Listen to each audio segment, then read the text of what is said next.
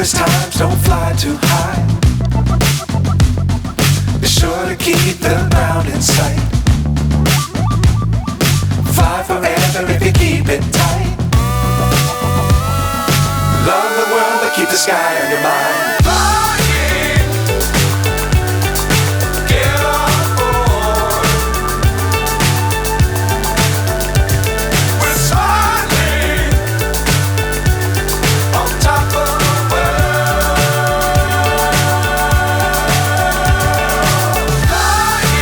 సభ్యులు మాజీ ఎంపీలు రాష్ట్ర పదాధికారులు గోశాల అధ్యక్షులు మిగిలిన వాళ్ళందరూ కూడా కిందికి దిగితే ప్రోగ్రామ్ స్టార్ట్ చేయొచ్చు. చాలా వాతావరణం చాలా బాగలేదు. భరత్ భరత్ భరత్ అశోక్ అందరు దిగండి, ఇక్కడ అందరు దిగండి, దిగండి అందరు దిగండి, బస్సు దిగండి. అక్కడ కార్యాలయం చేయండి, కేవలంగా తిరిగేవాడు సార్ చెప్పిన తర్వాత అందరూ దిగాలి. మోర్చాల ప్రెసిడెంట్ ఎవరు ఉన్నట్టు కిందికి రమేష్ గౌడ్ గారు కిందికి దిగాడు.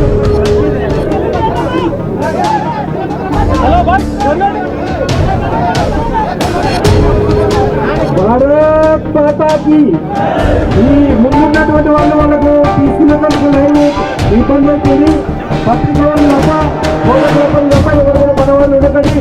లెఫ్ట్ సైడ్ ఉన్నటువంటి వాళ్ళందరూ కూడా మీ సీట్లలో కూర్చుంటండి, లేదంటే రైట్ సైడ్ చెట్ల కింద చాలా బలం ఉంటుంది, ఎండ చాలా ఎక్కువ ఉంది.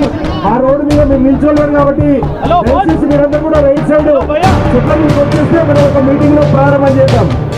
అందరూ కూడా ఇక్కడ ఉన్నటువంటి వాళ్ళందరూ కూడా ఖాళీ చేయాలి, కొద్దిగా అందరూ కూడా ఖాళీ చేయాలి. ఇక్కడ ఉన్నటువంటి బీజేపీ నాయకులు అందరూ వెనకపోండి, మీడియా కిచ్చి చేయండి. ముందున్నటువంటి బీజేపీ నాయకులు ఖాళీ చేయండి. మీడియాలకు ఉన్నటువంటి వాళ్ళు ఇప్పుడు నేను చెప్పిన కేటగిరీ కాకుండా వాళ్ళందరూ కూడా కిందికి దిగండి.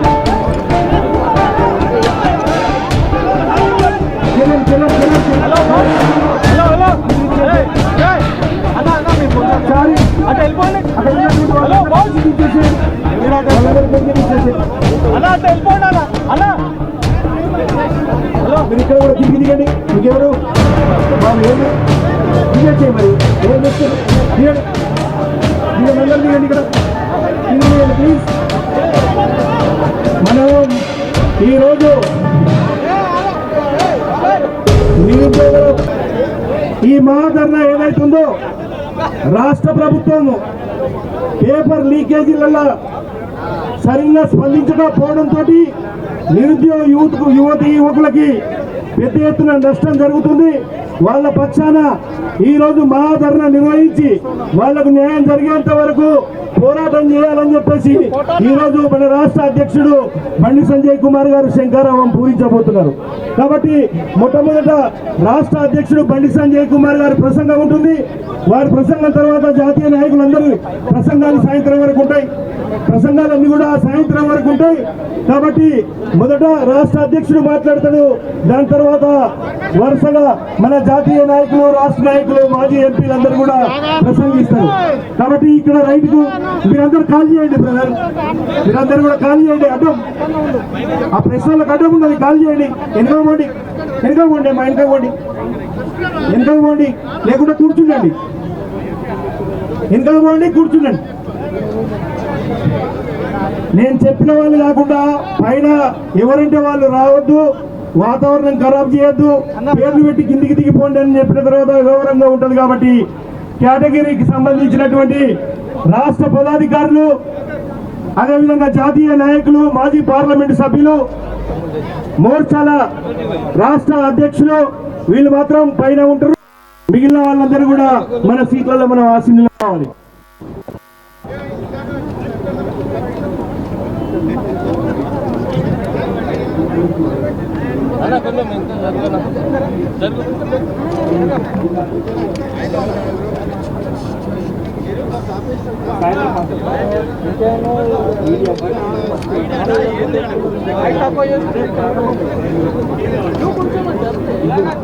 సికింద్రాబాద్ జిల్లా అధ్యక్షుడు, సెంట్రల్ జిల్లా అధ్యక్షుడు, అదేవిధంగా Rangareddy urban rural, Medchal urban rural, అదేవిధంగా గోల్కొండ మలక్పేట జిల్లా అధ్యక్షులను కూడా వేదికపైకి రావాల్సిందిగా ఆహ్వానిస్తున్నాం.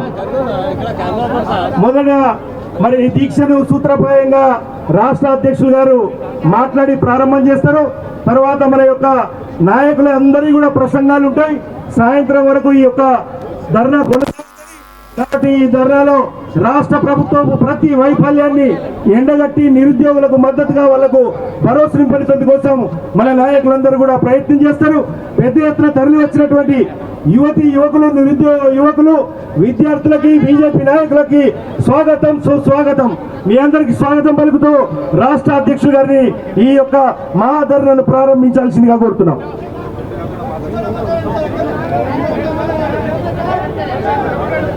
మా కార్యకర్త ఎవరు కనబడతలేదు ఇంకా.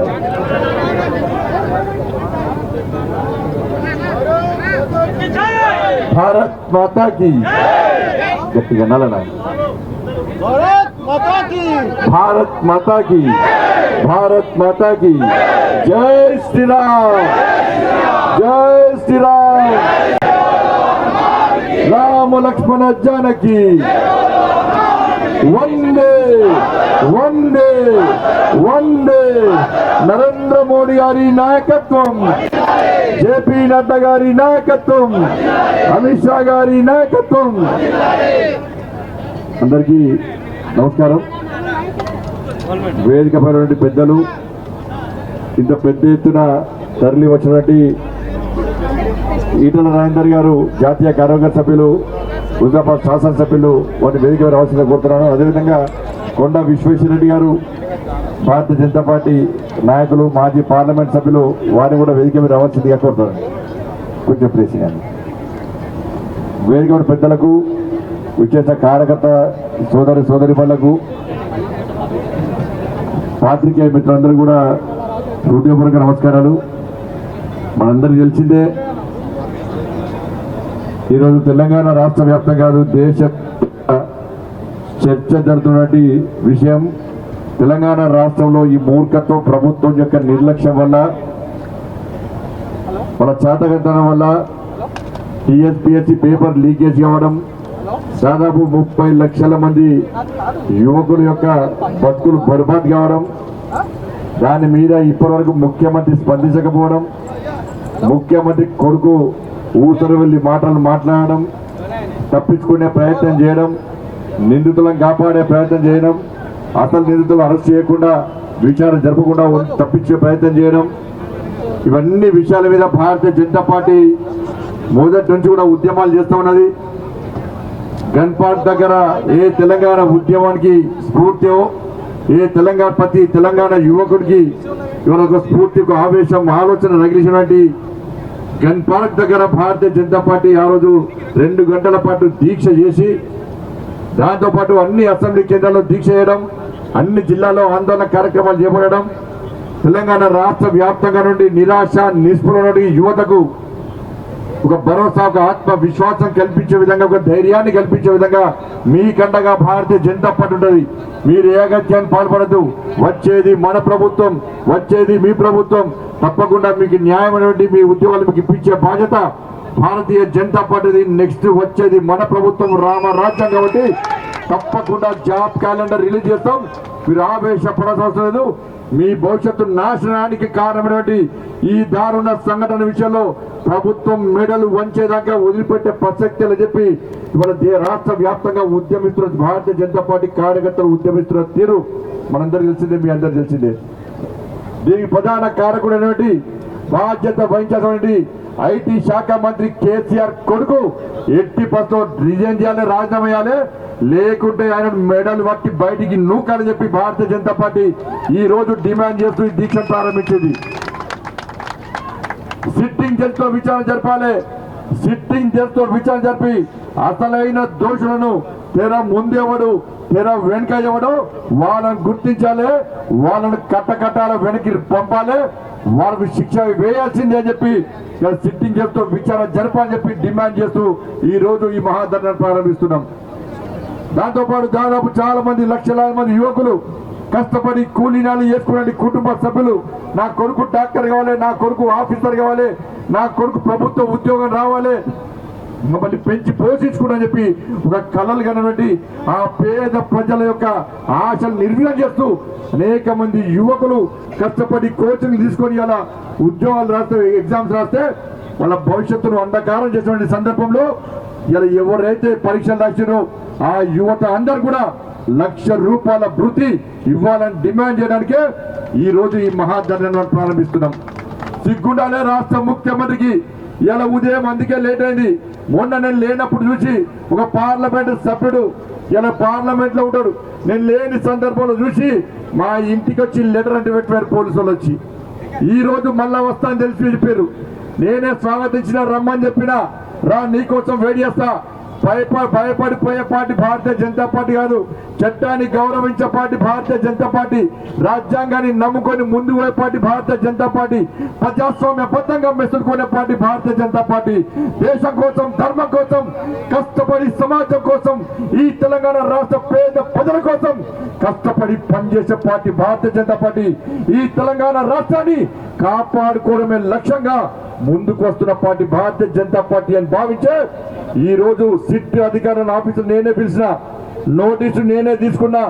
మా లీగల్ సెల్ మా లీగల్ టీం ఆలోచిస్తుంది ఏ విధంగా స్పందించాలో స్పందిస్తాం. సిట్టింగ్ జడ్జితో విచారణ జరగమంటే ఇవాళ సిట్టి చేసి ఏ విధంగా దగులుబాజీ మాటలకు దగులుబాజీ వేషాలకు ఈ రాష్ట్ర ప్రభుత్వం పరిమితమైందో తెలంగాణ సమాజం ఆలోచించాలి. నువ్వు తప్పు చేయకుండా సిట్టింగ్ జడ్జితో విచారణ జరపడంలో నీకున్న అభ్యంతరం అనేది. దొంగల పట్టుకోరా బాబు అంటే ఇలా విమర్శలు మేము ఆరోపించడం ప్రతిపక్ష నాయకులకు నోటీస్ ఇచ్చే స్థాయికి వచ్చిందంటే దొంగలను మేము కాపాడతామని చెప్పి చెప్పకనే ఈ ప్రభుత్వం చెప్తున్న విషయాన్ని ఒక్కసారి గుర్తుంచుకోవాలి. ఇలా ముఖ్యమంత్రి కొడుకు అన్నాడు, ఇలా ఇద్దరికే పరిమితం, ఇద్దరి వల్లనే లీకేజ్ అని చెప్పాడు ముఖ్యమంత్రి కొడుకు. ఇవాళ 11 మందిని ఎందుకు అరెస్ట్ చేస్తావు? దాదాపు 20 మందికి ఎందుకు నోటీస్ ఇస్తావు? ఇద్దరని ఎందుకన్నావు? ఒక్కసారి ఆ ట్విట్టర్ టిల్లు సమాన్ చెప్పాలి. ఏమనంటే కోర్టు పోతాడు, మా మీద ఆర్డర్లు పట్టుకొస్తాడు. నీకు ధైర్యం ఉంటే దమ్ముంటే నువ్వు సిట్టింగ్ చేస్తూ విచారణ జరుపు. నువ్వు ఫస్ట్ రిజైన్ చేయి. నీ కుటుంబానికి లెక్క బయటలో ఒక పద్ధతి. వేరే మంత్రులు వేరే ఎమ్మెల్యేలైతే మెడబట్టి బయట నింపుతావు, వాళ్ళని ఇబ్బంది పడతావు, లేనిపోని ఆహ్వానాలకు గురి చేస్తావు, అపార్థాలు ఆపాదిస్తావు. ఇలా నీ కుటుంబం నీ కొడుకు మాత్రం నీ కుటుంబ సభ్యులు ఏ దందా చేసినా, ఏ దగులుబాజీ పనులు చేసినా, ఏ లుచ్చ లఫంగా పనులు చేసినా కూడా వాళ్ళని కాపాడే ప్రయత్నం చేస్తున్నామంటే నీ కుటుంబం యొక్క అహంకారం ఏందో తెలంగాణ సమాజం గుర్తిస్తుంది.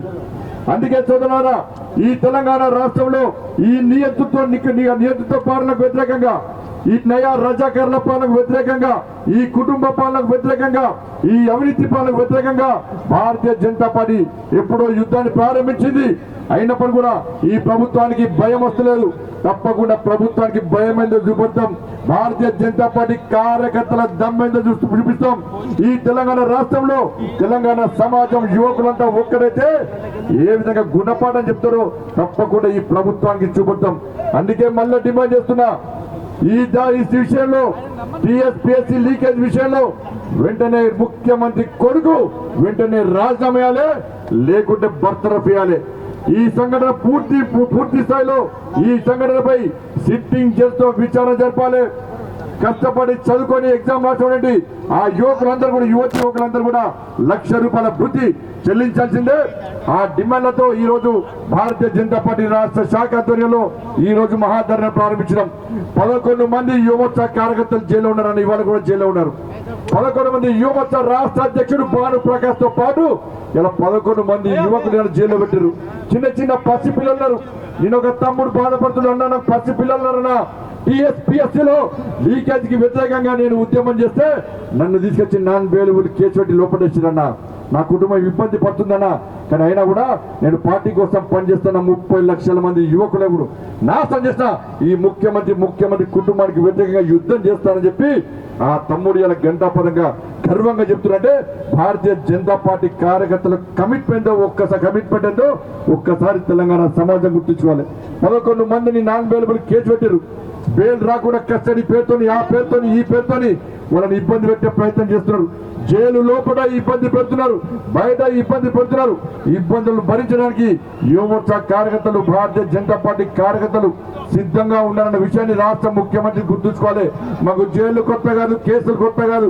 నీళ్ళక నీ కుటుంబాలక దొంగదండ లంగదండ వేసి జైలు కొట్టడం కాదు. ఇలా ధర్మం కోసం, దేశం కోసం, ఈ పేద ప్రజల కోసం, తెలంగాణ రాష్ట్రాన్ని కాపాడుకోవడం కోసం దేనికైనా తెగించి కొట్టాడతామని చెప్పి ఈ సందర్భంగా తెలియజేస్తూ ఇంత పెద్ద ఎత్తున తరలి వచ్చినటువంటి ఈ భారతీయ జనతా పార్టీ కార్యకర్తలకు, నిరుద్యోగ యువతకు, యువకులకు కూడా DSC 2008 సంబంధించినటువంటి నష్టపోయినటువంటి, ఇప్పటికీ నష్టపోతున్నటువంటి నా అన్నలు, నా అక్కలు, నా తమ్ముళ్ళు అందరూ వచ్చారు.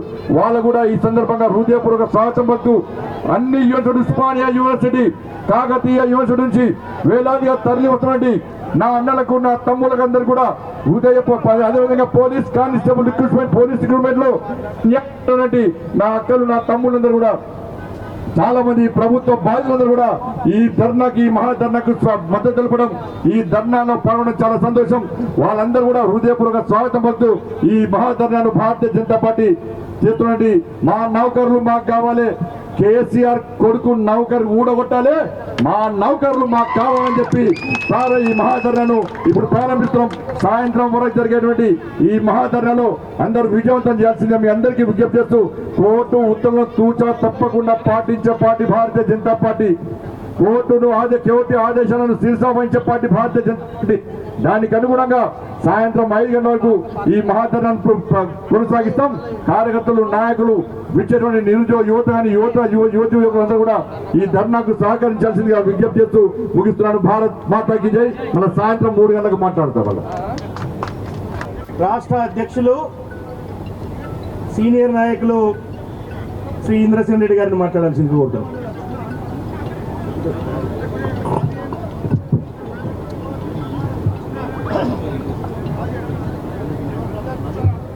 భారతీయ జనతా పార్టీ రాష్ట్ర అధ్యక్షులు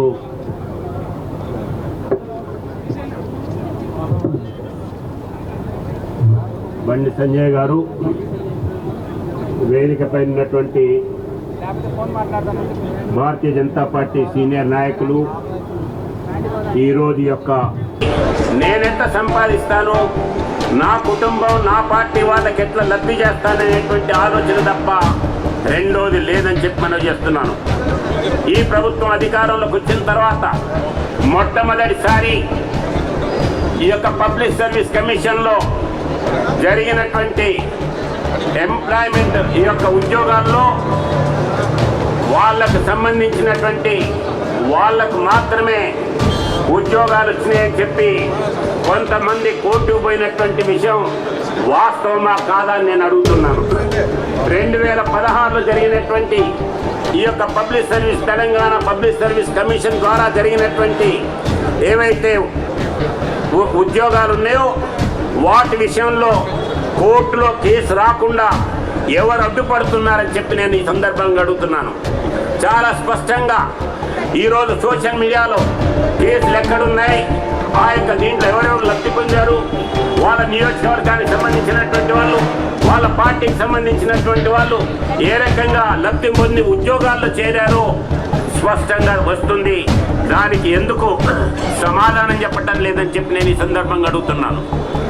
ఆ యొక్క అపాయింట్మెంట్ ద్వారా కోట్ల రూపాయలు లబ్ధి పొందిన తర్వాత ఆ తర్వాత ఈ రాష్ట్రంలో జరిగింది భారతీయ జనతా పార్టీ బండి సంజయ్ గారి నాయకత్వం.